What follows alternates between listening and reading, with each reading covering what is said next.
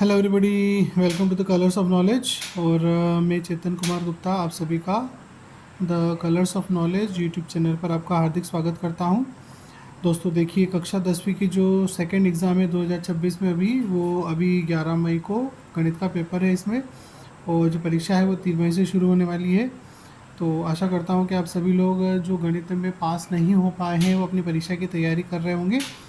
मैं भी आपके लिए तैयारी के लिए कुछ मटेरियल लेकर आया हूँ जिससे कि आप बड़ी ही आसानी से जो गणित का पेपर है उसमें पास हो जाएंगे। तो आइए देखते हैं आपको क्या क्या पढ़ना चाहिए, क्योंकि समय कम है और आपको सिलेक्टेड पढ़ना चाहिए। पूरी किताब का अब आप नहीं पढ़ सकते हैं, क्योंकि पहले भी आपने किताब नहीं पढ़ी इसीलिए आप पास नहीं हो पाए। तो आप सिलेक्टेड मटेरियल पढ़िए और उसको अच्छे से पक्का कीजिए। तो उसको पक्का करने से क्या होगा कि आपके जो कॉन्सेप्ट है वो अच्छे से क्लियर हो जाएंगे और वहाँ पर जो भी प्रश्न आएंगे उनको आप आसानी से हल कर पाएंगे। तो देखिए, इसका जो टाइटल है वो यही है कि क्या क्या पढ़ें कि आसानी से पास हो जाएं। ठीक है, 10वीं का जो गणित का पेपर है आपका, यहाँ मैंने गणित नहीं लिखा है, मैं लिख देता हूँ। जो मैथ्स है उसका पेपर है। ये हिंदी मीडियम इंग्लिश मीडियम दोनों ही जो मीडियम है उन दोनों के बच्चों के लिए है। मैंने यहाँ पर इसे हिंदी में लिखा है लेकिन। तो देखिए, सबसे पहले आपको चैप्टर 1 जो है आपका संख्या पद्धति, उसमें ये 4 जो चीज़ें हैं इनको अच्छे से तैयार कर लेना चाहिए पक्के से। एक तो अंकगणित की आधारभूत प्रमेय का कथन, क्योंकि ये पिछले कई सालों से लगभग अल्टरनेटली पूछा जाता रहा है। तो पूरी संभावना है कि आपसे वहाँ पूछा जाए, और कुछ नहीं, बहुत आसान है, केवल 2 लाइन में इसका उत्तर आपको मिल जाएगा। नंबर 2 है अभाज्य गुणनखंड विधि द्वारा एलसीएम और एचसीएफ ज्ञात करना। ये बहुत ही महत्वपूर्ण प्रश्न है और निश्चित रूप से आप मान के चलिए कि पहला जो प्रश्न आपको मिलेगा आपके पेपर में वो इसी पर मिलेगा, और हर साल आता है और बड़ी आसानी से हल हो जाता है, क्योंकि एलसीएम एचसीएफ जो है हम कक्षा 6ठी से पढ़ते आ रहे हैं। ठीक है, तो इसकी थोड़ी सी प्रैक्टिस कर लीजिए।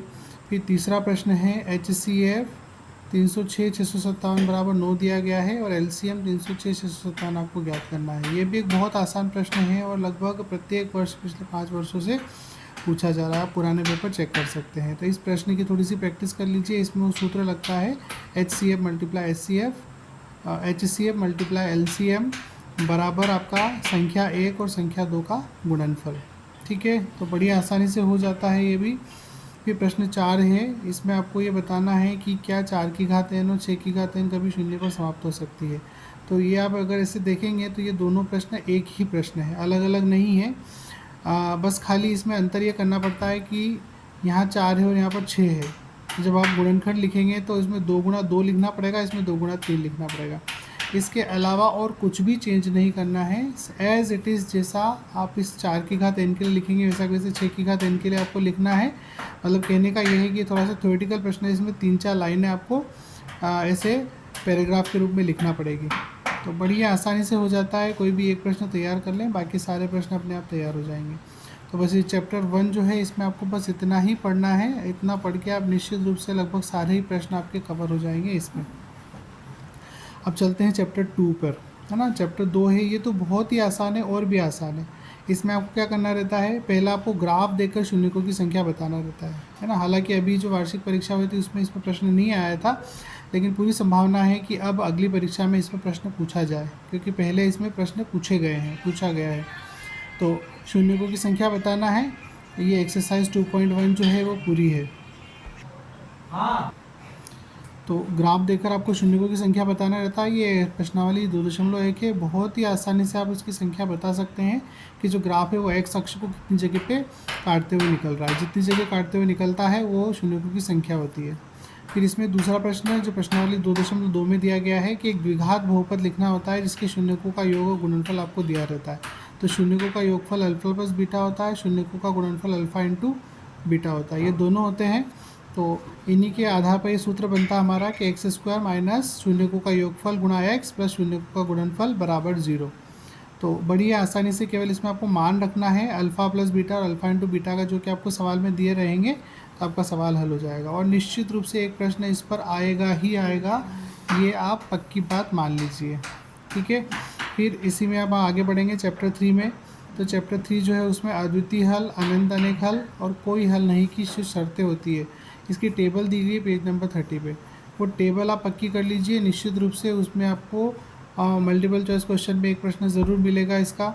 उसके बाद में उधर पीछे 2 नंबर के प्रश्नों में भी एक प्रश्न आपको देखने को इसमें से मिल सकता है या मिलेगा। फिर इसी में जो दूसरा है वो विलोपन तथा प्रतिस्थापन विधि द्वारा हल करना है ना। विलोपन विधि से 2 रेखिक समीकरण जो होते हैं उनको हल करना रहता है, बहुत ही आसान होती है विलोपन विधि।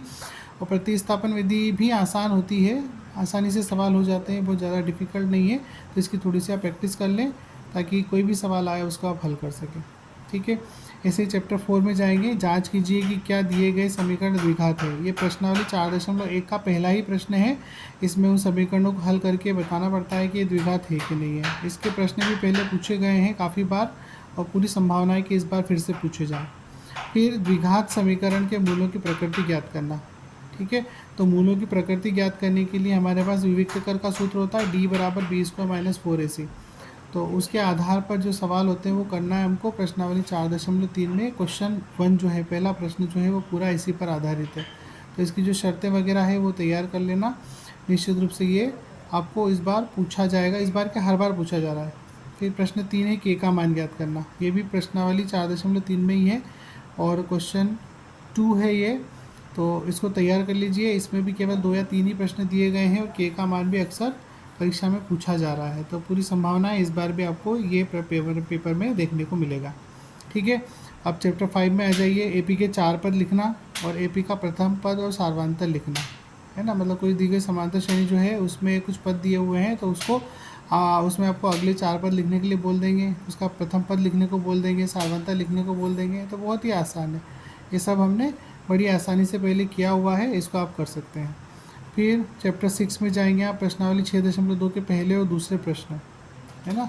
ये इसमें आपको क्या थेल्स प्रमेय पर आधारित प्रश्न होते हैं जिसमें दो भुजाओं का जो अनुपात होता है वो अनुपात क्या होता है, बराबर होता है त्रिभुज में, है ना। और कैसे त्रिभुज होते हैं आपके, ये समरूप त्रिभुज होते हैं। ठीक है, और इसमें थेल्स प्रमेय या जिसको आधारभूत अनुपातिकता प्रमेय कहते हैं उसका कथन भी आपको तैयार करना है। निश्चित रूप से आपको देखने को मिल सकता है।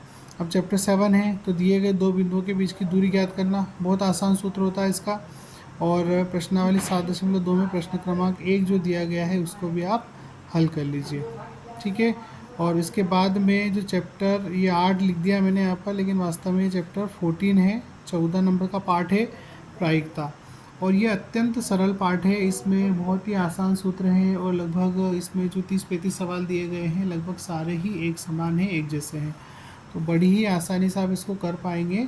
और इन सभी पार्ट का जो वेटेज मैं आपको अगर बताऊं तो ये लगभग आपका लगभग 40 नंबर के प्रश्न ये बन रहे हैं। इसमें आपके मतलब अगर आप इनको अच्छे से तैयार कर लेते हैं, ये सभी क्या है, विधियाँ हैं। ये विधियाँ अगर आपने सीख ली तो आप प्रश्न कोई भी आएगा वहाँ वैल्यू बदलेगी, बस आपकी विधि नहीं बदलेगी। तो उस विधि से आप उस सवाल को आसानी से हल कर पाएंगे और आपको अच्छे नंबर मिल जाएंगे। तो ये आपका चैप्टर जो मतलब ये कक्षा 10वीं की गणित में मैंने आपको एक समरी बताई है कि इसमें आपको क्या क्या पढ़ना चाहिए ताकि आप ये 10-12 दिन का जो आपका बहुत ही कम समय बचा हुआ है, इस कम समय में आप आसानी से परीक्षा को पास कर पाएँ। ठीक है, तो आशा करता हूँ मेरी बात आपने समझी होगी। ये 40-42 अच्छा, इसके अलावा आपको थोड़ा बहुत ज्ञान दूसरे पार्ट का निश्चित रूप से होगा, तो उसमें से भी आपके ऑब्जेक्टिव सारे हल हो जाएंगे, है ना। बहुत सारे ऑब्जेक्टिव सही होंगे आपके, तो निश्चित रूप से आप 50 नंबर तक आसानी से स्कोर कर सकते हैं आपकी जो द्वितीय परीक्षा होने वाली है उसमें, है ना। और आपको चैप्टर कितने पढ़ना है, कुल मिला के 5 या 6 चैप्टर पढ़ना है, बाकी तो आपका पूर्व ज्ञान आपके पास है। तो इन 6 पार्ट को अच्छे से पढ़ लीजिए आप। निश्चित रूप से मैं आपको ये गारंटी दे सकता हूँ कि आप आपके मतलब चैप्टर ये जो आप मैंने आपको बताया है सिलेबस, ये विधियाँ आपने अगर कर ली तो आप निश्चित रूप से 40 से 45 नंबर के बीच में आप स्कोर कर लेंगे और बड़ी आसानी से गणित के पेपर में पास हो जाएंगे। ठीक है, तो आशा करता हूँ आपको मेरी बात समझ में आई होगी और आप इसी अनुसार पढ़ाई करेंगे। मैं आपको अगले जो वीडियोस होंगे उनमें इन पर एक एक प्रश्न सभी वीडियो के सिखा दूंगा ताकि आप आसानी से क्या कर पाएँ, उसको समझ पाएँ। ठीक है, तो थैंक्स फॉर वॉचिंग। वीडियो को लाइक कीजिए और शेयर कीजिए। चैनल को सब्सक्राइब अगर नहीं किया है तो सब्सक्राइब कर लीजिए और मुझे सपोर्ट कीजिए। Thank you.